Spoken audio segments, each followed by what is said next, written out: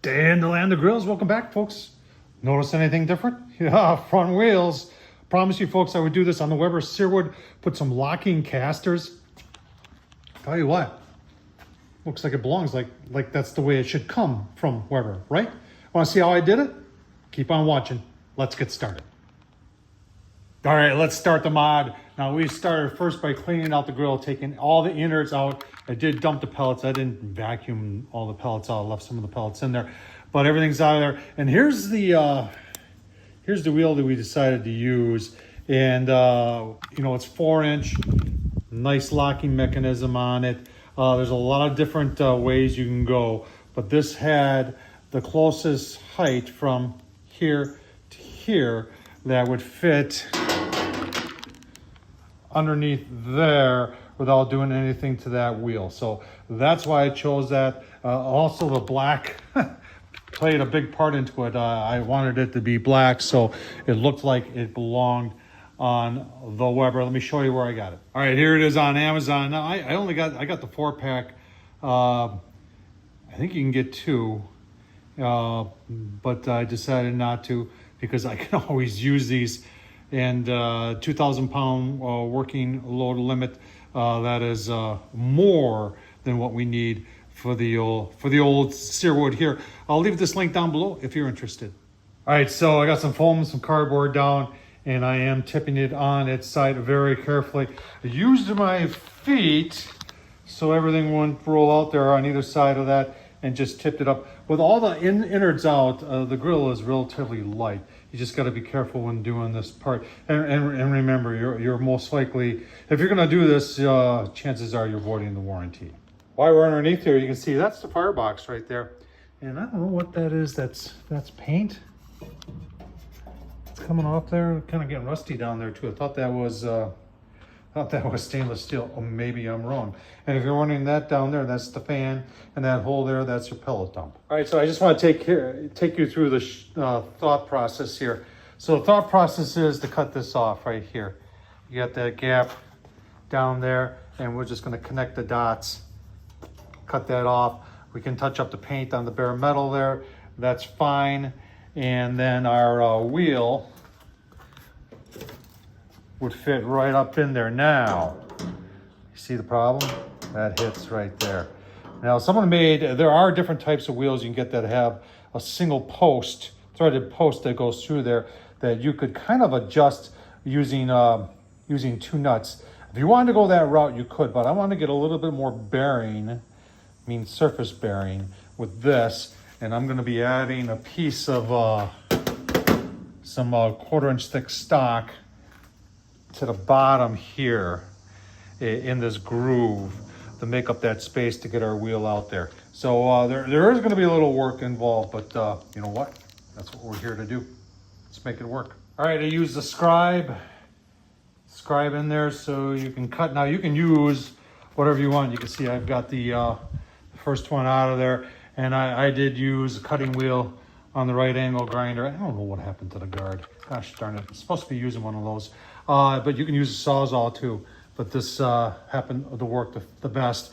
And then we will touch up some of this paint right here so it's nice and protected. Keep on going.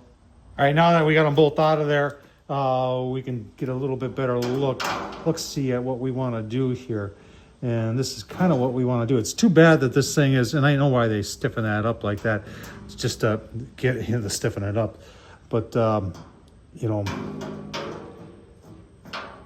in there like that, that's where we want to put that 1/4-inch piece of steel.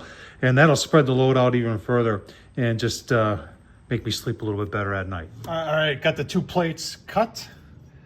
Very nice. I did, remember we got that angle in the corner, so we put an angle on there and cleaned them up a little bit. And that's how it's going to go like there. We're going to drill our holes yet today, and then we're going to get some paint on these and then let it sit overnight. And then tomorrow we'll be back and install it on the grill. Oh, pretty exciting. All right, before I paint, just figured I'd give you a look-see as to how this is all going to fit in there. It's going to fit in there just like that, real nice fit. And then we'll just drill the holes through. And I've got all stainless steel bolts and some nut covers that'll look very, very nice. So get these painted, give you a look-see. All right, good morning. A little ahead of you. Got all the tools out. I am kind of making this up as we go along. So we've got our plate installed, paint's all dry. I've got our screws through. Now, one thing that I ran into is that I was not having enough clearance to turn because of this lip.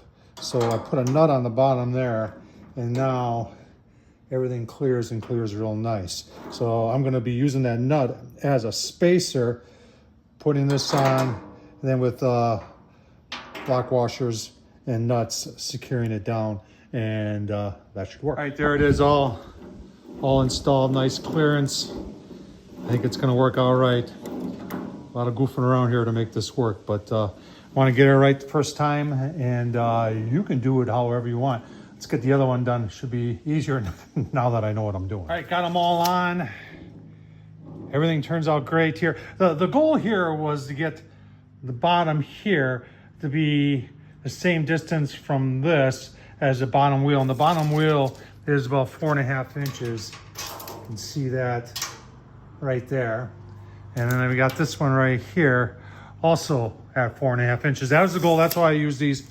Like I said, a lot of people will comment that you can use those single posts and adjust it with a double nut and get it just on too. But I wanted a little bit more bearing.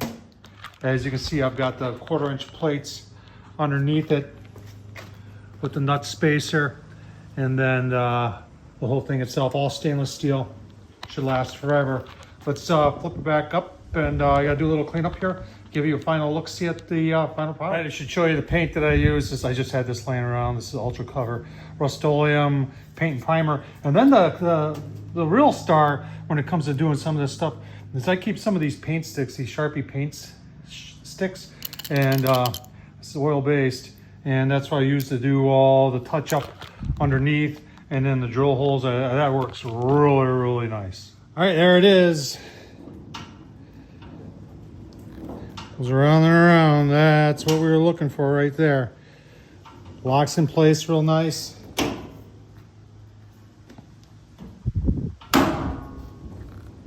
Nice. I think it's a great addition to the old, to the Weber Searwood there. What do you think?